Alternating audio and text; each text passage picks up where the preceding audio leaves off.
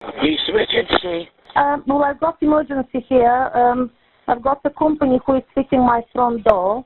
The door is not what I wanted. I've already paid £500 deposit for the door, and the company wants to take it away. Right, yeah, this is not for the police, this is a civil matter, so you should be phoning the police about it and not on 909. The problem is, they want to force the door, they want to force my front door to get it down, so it is police matter. What do you mean force the door? Well, they want to force it to take it down. This is entering my property without my permission and taking something away from me without my agreement. Right, it sounds like a civil matter between you and the company. You need to speak to a manager at the head office or something. We're not sending the police there. They're too busy to deal with things like this.